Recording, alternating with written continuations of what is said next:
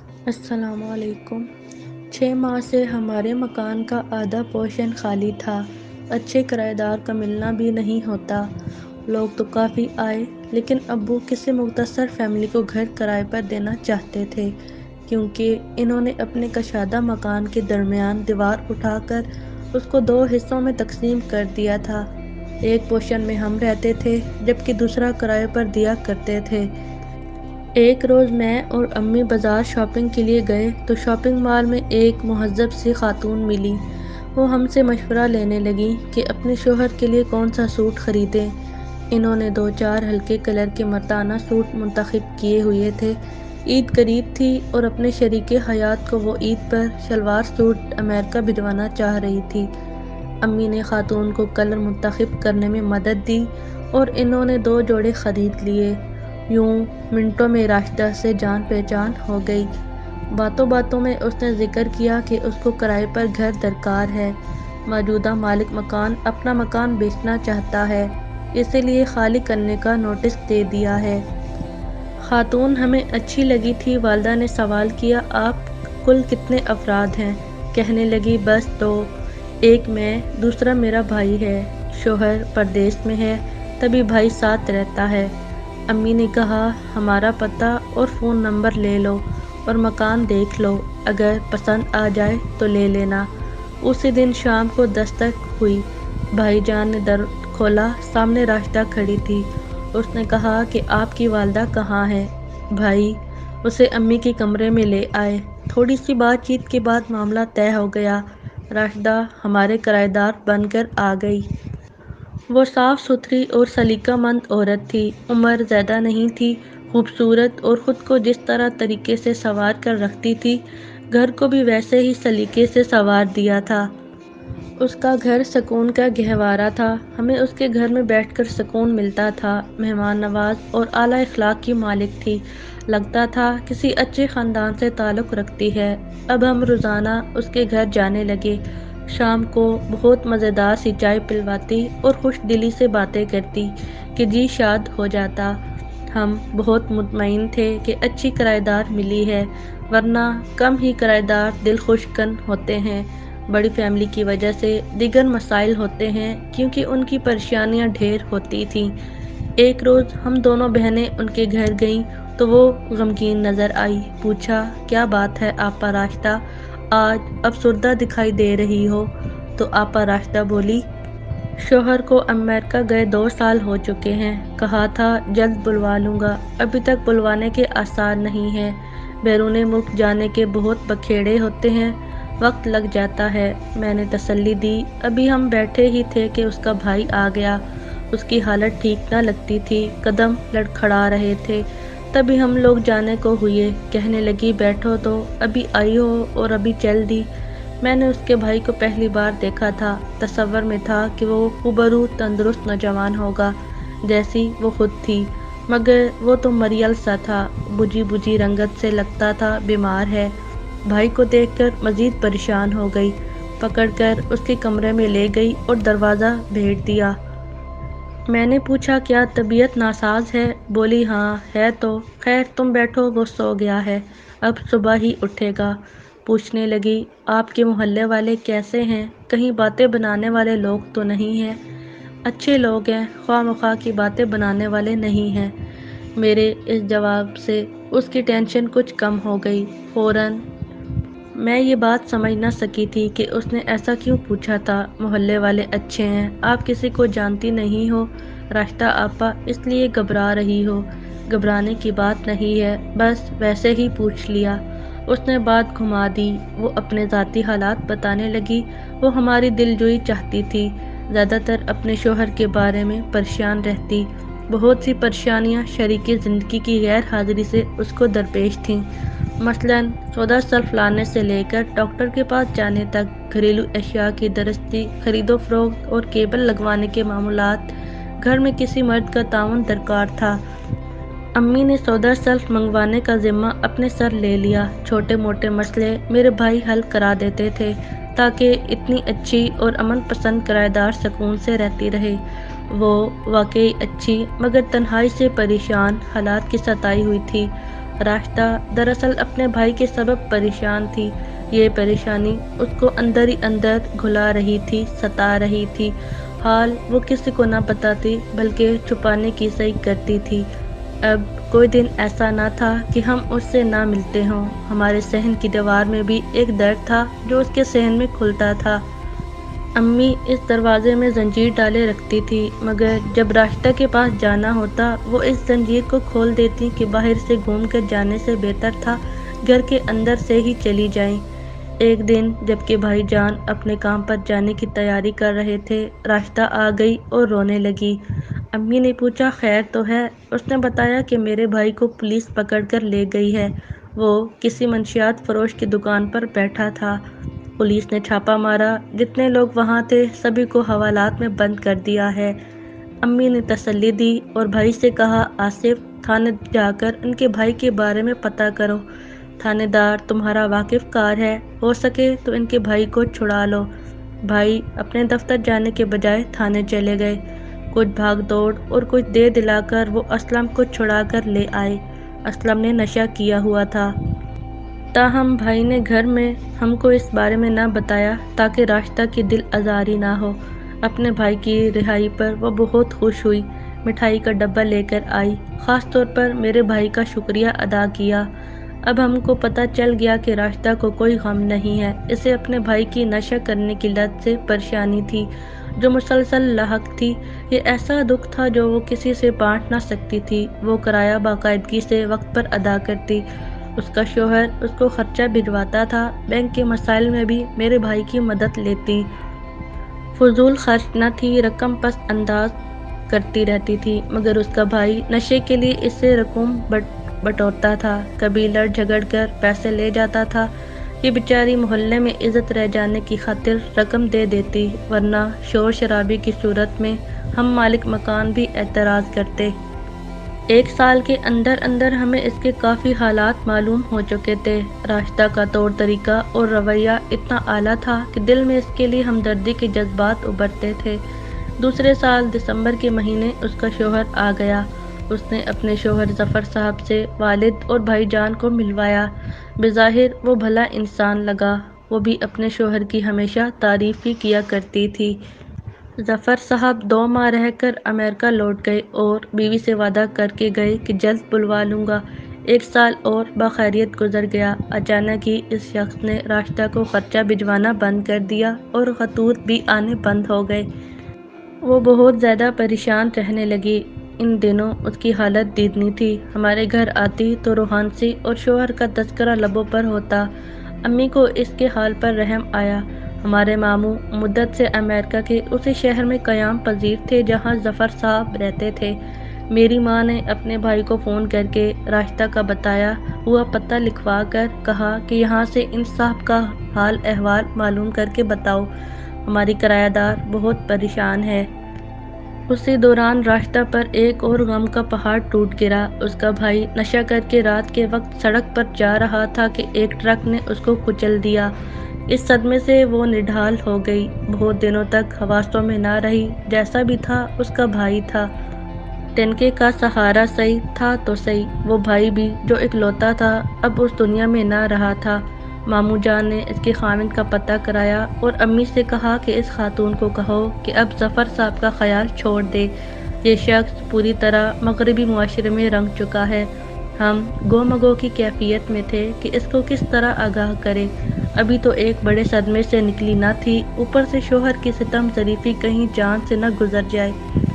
جیسے دم کا بھروسہ نہیں ویسے ہی آدمی کا بھروسہ نہیں۔ صبح و شام راستہ جس کے گن گانتے رہتی تھی آج اس کی بے وفائی رلانے والی تھی۔ امی جان کسی موزوں وقت کے انتظار میں تھی کہ اچانک یہ واقعہ ہو گیا۔ ایک روز صبح سو کر اٹھی تو جی گھبرا رہا تھا، کالج جانے کو دل نہ کیا تو میں نے چھٹی کر لی، لیکن گھر میں بھی بوریت کاٹنے لگی، تبھی سوچا راستہ کے پاس چلی جاتی ہوں۔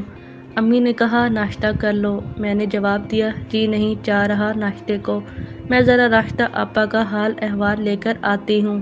وہاں پہنچی تو اس کی کچن سے چائے کی مہک نے استقبال کیا، بوجھل طبیعت ہلکی ہو گئی۔ آپی کیا چائے بنا رہی ہو؟ ہاں مہوش چائے پیو گی؟ نے کی اور پوچھ میں نے خوش ہو کر کہا، آئی ہی چائے پینی ہوں، تمہارے پاس لاجواب ہوتی ہے تمہارے ہاتھ کی چائے، تم بیٹھو ٹی وی دیکھو، میں چائے ابھی لاتی۔ ذرا دیر بعد انہوں نے چائے لا کر میرے سامنے رکھ دی، ایک گھونٹ لیا، طبیعت خوش ہو گئی۔ واہ آپی، آپ کے ہاتھوں کی چائے کا جواب نہیں ہے۔ تھوڑی دیر بعد آپی ناشتہ بھی پروس کر لے آئی، پائے کا سالن دیکھ کر جی مچل گیا۔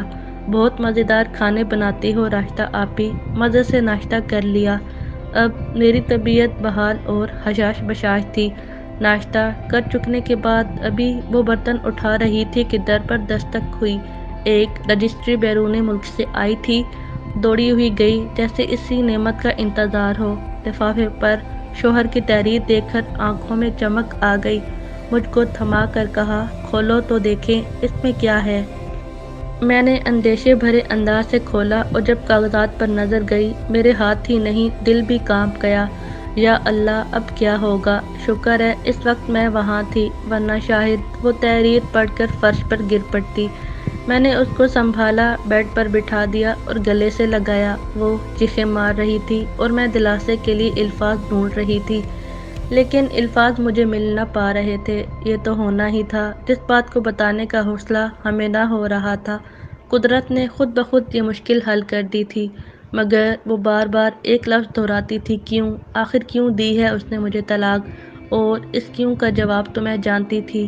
امریکہ والے ماموں فون کر کے امی کو بتا چکے تھے کہ ظفر نے یہاں ایک امریکن لڑکی سے شادی کر لی ہے، اب وہ 2 بیویاں نہیں رکھ سکتے۔ اس واقعہ کے بعد راشدہ کی حالت اتنی خستہ ہو گئی کہ امی جان اس کو اپنے گھر لے آئیں۔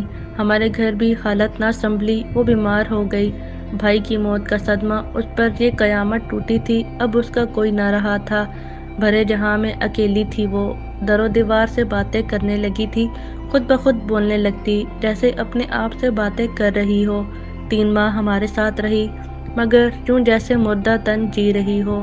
زبردستی کھانا کھلاتے، 2-4 لقمے کھاتی، نہانے دھونے، بال سنوارنے تک کا ہوش نہ رہا تھا۔ جس کا سبھی کچھ لٹ جائے وہ کیوں کر ہوش میں رہ سکتا ہے؟ امی ابو نے کرایہ کا تقاضا نہ کیا، مگر اپنی پس انداز کردہ رقم سے اس نے کرایہ ادا کیا۔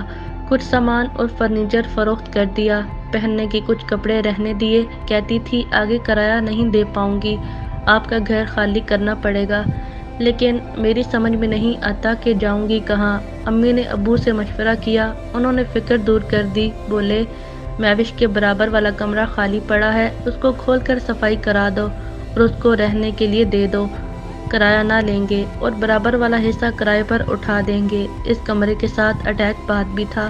یہ کمرہ پہلے دادی جان کے پاس تھا اور ان کے انتقال کے بعد سے بند پڑا ہوا تھا۔ امی نے راشدہ کو راضی کیا اور کمرے کی صفائی کرا کے اس کا سامان وہاں منتقل کر دیا۔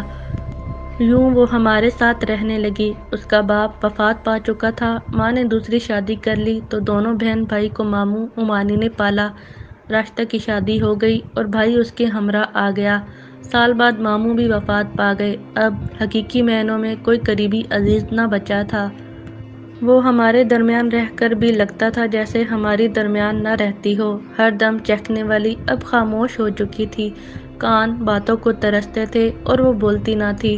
مجھ سے بہت مانوس تھی۔ رفتہ رفتہ میں نے اس کو اپنے ساتھ اتنا مانوس کر لیا کہ دل کی باتیں مجھ سے کرنے لگی۔ ایک روز بتایا کہ جب 14 برس کی تھی اور اسکول جاتی تھی، ملاقات ایک نوجوان سے ہو گئی جس کی فوٹوگرافی کی دکان تھی۔ اس کا نام منیر تھا۔ 2 سال تک ہم ملتے رہے کیونکہ اس کی دکان اسکول کے راستے میں پڑتی تھی۔ میٹرک کرتے ہی میری شادی اپنے کزن سے ہو گئی کیونکہ اس کے ساتھ بچپن سے منگنی تھی۔ شوہر اچھا تھا، مجھے چاہتا تھا۔ میں نے منیر کو بھلا کر نئی زندگی سے سمجھوتا کر لیا کہ یہی اصل حقیقت تھی۔ جن دنوں دکان میں رک کر منیر سے بات کرتی تھی، اس نے مجھ سے کہا تھا ایک تصویر تو بنوا لو، اگر بچھڑ گئے تو ایک دوسرے کی تصویر دیکھ لیا کریں گے۔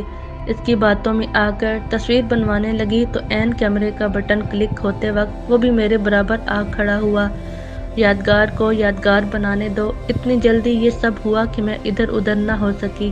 اس کا ہی دوست تصویر بنا رہا تھا۔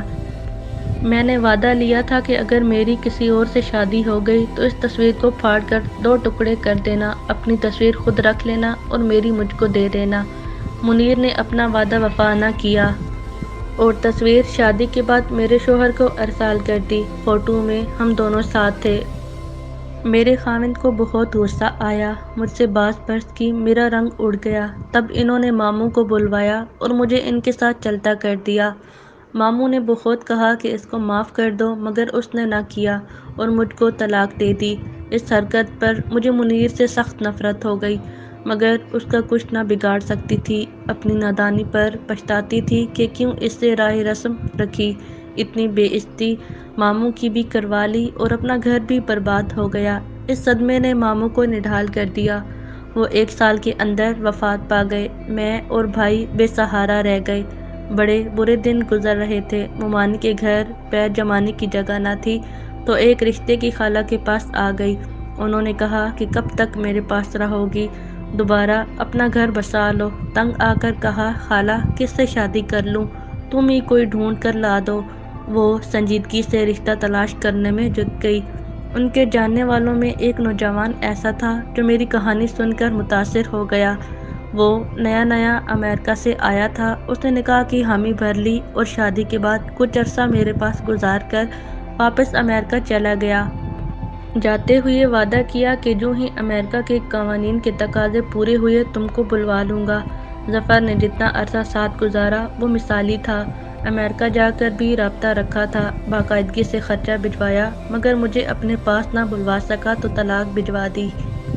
میں نے آپ ہی کو بتایا تھا کہ اس نے طلاق اس لیے بھجوائی ہے کہ وہاں کی امریکن لڑکی سے شادی کر لی ہے۔ بدقسمت راشدہ کی دوسری شادی بھی طلاق پر ختم ہوئی۔ اب سوال یہ تھا کہ اس کا کیا ہوگا، کہاں جائے گی اور کب تک ہمارے پاس رہ سکے گی۔ ہم بھی ہمیشہ کے لیے اس کو نہ رکھ سکتے تھے۔ انسانی ہمدردی کے تحت کچھ عرصے تک پناہ دی جا سکتی تھی۔ بھائی جان کی شادی کی تاریخ مقررہ ہو گئی۔ شادی میں میری بڑی بہن اور ان کے بچے آئے۔ خوب رونق رہی اور گھر میں ڈھولک بجی، ہنسی مذاق چلتا، مگر راشدہ شادی کے کاموں میں ہاتھ بٹا کر خاموشی سے اپنے کمرے میں چلی جاتی۔ اس نے ہمارے گھر کی شادی میں دلچسپی نہ لی۔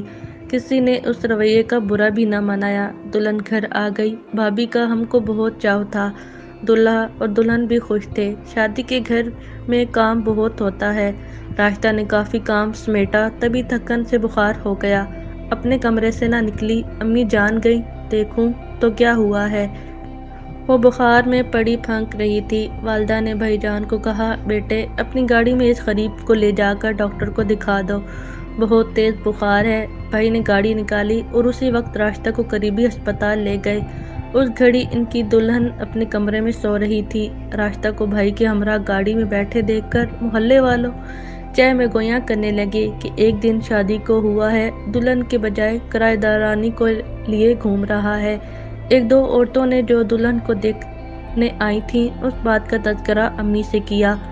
دلہن کی کزنیں بیٹھی تھیں، بات انہوں نے سنی۔ امی گھبرائیں، کہیں یہ بچیاں بات کا پتنگڑ نہ بنا دیں۔ وہی ہوا، بھائی جان کے سسرال والے غلط فہمی کا شکار ہو گئے۔ دلہن کے ماں باپ نے آ کر کہا، آخر یہ کون ہے، کیا لگتی ہے آپ لوگوں کی، وہ کیوں گھر میں رہ رہی ہے، جس کو دلہا صاحب گاڑی میں لیے پھرتے ہیں، کیا نوکرانی ہے؟ نوکرانی نہیں تو اس کو گھر میں کمرہ حوالے کرنے کا کیا مقصد ہے؟ امی نے بات بنائی، سب کا کرایہ دار ہے، امریکہ جانے والی ہے، تبھی گھر خالی کر دیا ہے، منہ بولی بیٹی بنی ہوئی ہے، شادی کے بہت کام تھے، ہاتھ بٹانے کو پاس ٹھہرا لیا ہے، آج کل میں جانے والی ہے۔ بھائی کی ساس نے صاف کہہ دیا کہ اس کا کوئی اور ٹھکانہ کرو ورنہ بیٹی لے کر چلی جاؤں گی۔ لوگ باتیں یوں ہی نہیں بنا رہے۔ میری بڑی بہن نے سنا تو کہا کہ راشدہ میرے ساتھ جائے گی اور میں اس کو فیصل آباد لے جاؤں گی، میرے ساتھ رہے گی۔ بچے تنگ کرتے ہیں، بچوں کا دل لگا رہے گا، یہ بھی بھلی رہے گی۔ بڑی بہن راشدہ کو ساتھ لے گئی، معاملہ رفع دفع ہو گیا اور ہماری بھابھی مطمئن ہو گئیں۔ امی نے بھی سکھ کا سانس لیا۔ شادی کے 1 سال بعد وہ دن آیا کہ بھابھی جان کے یہاں بچے کی پیدائش متوقع ہو گئی۔ ان کی والدہ آ کر بھابھی کو لے گئیں کہ پہلے بچے کی ولادت ہمارے یہاں ہوگی۔ خدا کی کرنی، بچے کی پیدائش کے دوران بھابھی کا بلڈ پریشر اتنا بلند ہوا کہ کنٹرول نہ ہو سکا۔ ان کی وفات ہو گئی، مگر نوزائیدہ کو بچا لیا گیا۔ امی پر کڑی آزمائش کا وقت آ پڑا۔ چھوٹے سے بچے کو سنبھالنا ان کے بس کا روگ نہ تھا۔ ہم دونوں بہنیں کالج جاتی تھیں۔ بہت بڑا مسئلہ ہو گیا اور بھائی کی خوشیوں پر دلہن کی وفات نے جھاڑو پھیر دی۔ امی نے خالہ کو فون کر کے پوچھا اب کیا کروں؟ پوتا مجھے سنبھالنا مشکل ہے، میرا بیٹا الگ پریشان ہے۔ وہ فوراً فیصل آباد سے آ گئیں، ساتھ راشدہ بھی آئی۔ آتے ہی راشدہ نے بچے کو گود میں اٹھا لیا اور اس کی گود میں ذرا دیر بعد سکون سے سو گیا۔ بچے کو سنبھالنا راشدہ کی ذمہ داری ہو گئی اور وہ جانفشانی سے اس کی دیکھ بھال میں لگ گئی، جیسے اللہ نے اس کو ایک سکون بخش مصروفیت عطا کر دی ہو۔